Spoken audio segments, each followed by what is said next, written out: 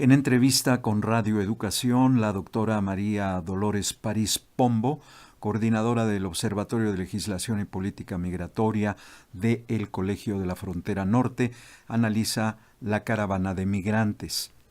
Doctora, ¿cuáles son las principales diferencias que ve entre esta caravana que estamos presenciando y las que anualmente se llevan a cabo? Anualmente suelen llevarse a cabo caravanas en la época de Semana Santa, lo que se llama el Vía Crucis Migrante.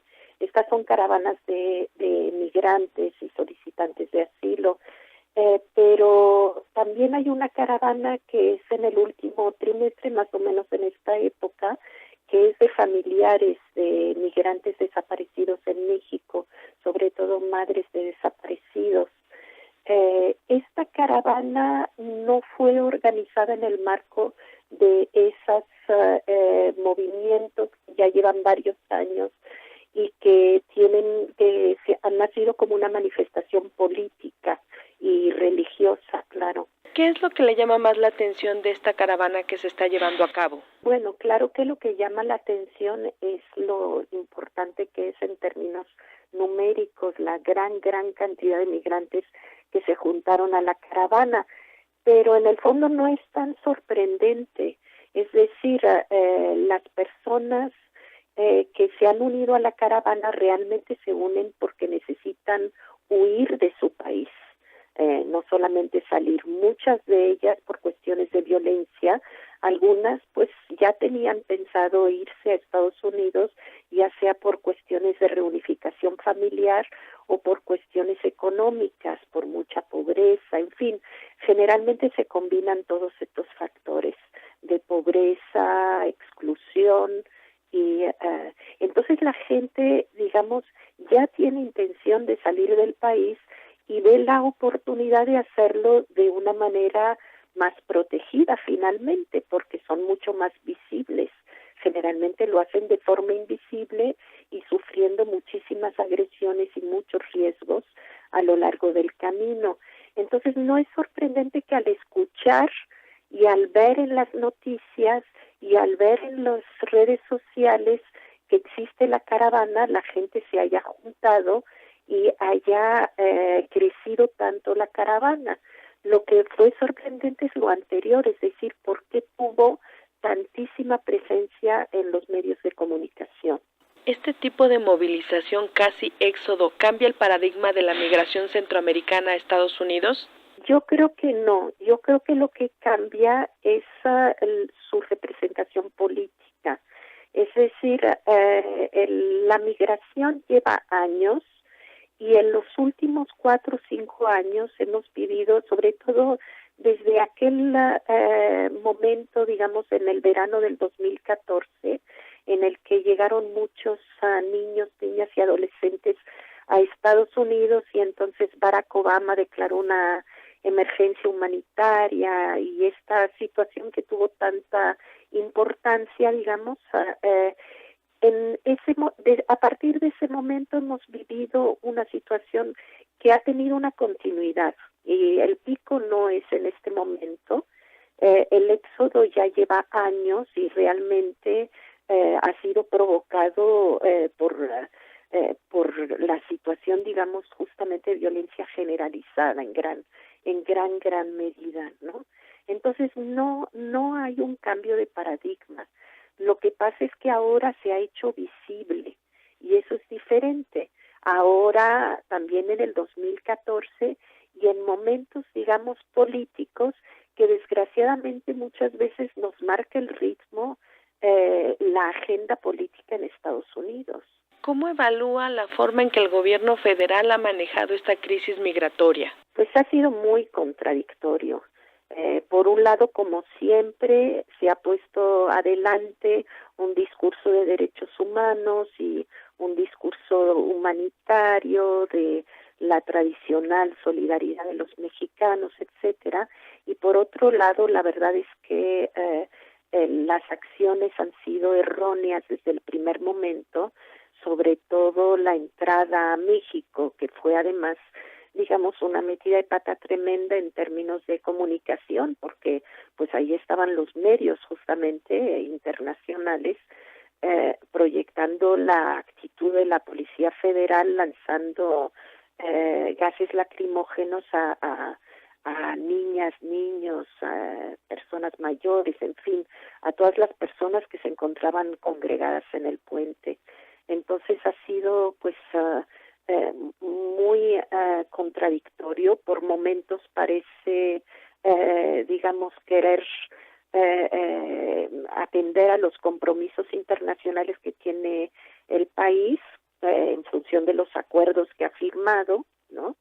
Y por otro lado, de los acuerdos de derechos humanos, y por otro lado, pues ha tenido una actitud represiva y además ha puesto en peligro las vidas de las personas.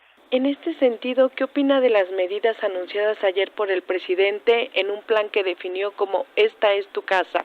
Sí, exactamente, esa es la gran contradicción. Para mí, digamos, es un intento más, desde que entraron ha habido varios, de tratar de frenar y dispersar a las personas.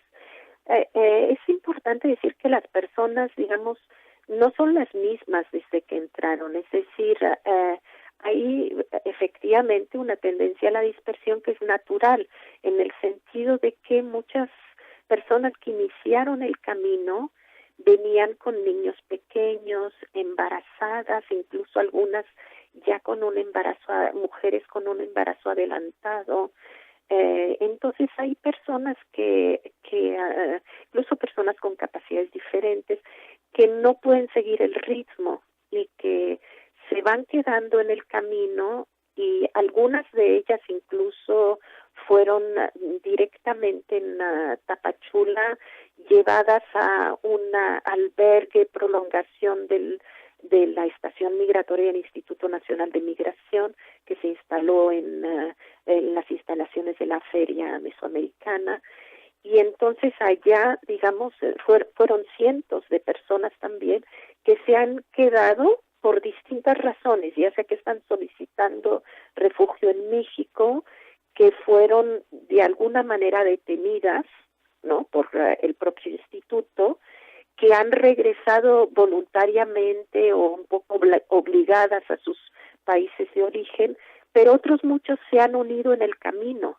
Entonces la caravana mantiene mucha gente, a pesar de que ya lleva varios cientos de kilómetros. Así es que el anuncio del presidente a mí me parece pues un intento más por dispersar la caravana y asegurarse de que no llegue tanta gente a la frontera norte para evitar la confrontación finalmente con el gobierno de Donald Trump, porque parece que esa es la prioridad del gobierno.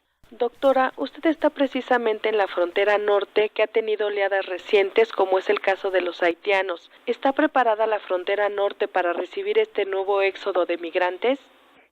No, recientemente justamente, recientemente, es decir, después de la emergencia que tuvimos en 2016-2017 en Baja California, sobre todo en Mexicali y en Tijuana, hicimos un informe con la CNDH y fue un informe, digamos, especial justamente sobre la atención de las personas de origen haitiano y algunas de origen centroamericano que llegaron en ese momento, y la verdad es que lo que encontramos es que hubo muchísima solidaridad por parte de las organizaciones de la sociedad civil y en general de los ciudadanos, de las personas que se acercaban, igual que lo estamos viendo con la caravana en los lugares por donde pasa. Es decir, personas muy sencillas, personas humildes que se acercan a ayudar y que llevan comida, que lo poco que tienen lo comparten, pero esto no es suficiente en este tipo de situaciones. Necesitamos, digamos, una medida, una organización interinstitucional, una atención que provenga no solamente de la sociedad civil y de los ciudadanos, sino también del gobierno y, por supuesto, de organismos internacionales ante situaciones como la que vivimos en ese momento y que podríamos volver a vivir y que seguramente vamos a volver a vivir. Yo creo que, digamos, es muy importante, y vuelvo a insistir, la ayuda humanitaria, particularmente la observación internacional de la caravana y el apoyo, digamos, organizativo para que las personas, para que se respeten los derechos humanos de las personas y su integridad personal y su salud y las condiciones en las que están viajando al norte. Eso es lo fundamental. Son personas que están situadas en condiciones de vulnerabilidad por las políticas migratorias y por las políticas que se impulsan en sus propios países de origen. Escuchamos a la doctora María Dolores París Pombo, coordinadora del Observatorio de Legislación y Política Migratoria del Colegio de la Frontera Norte, en entrevista con nuestra compañera Elsa Cruz.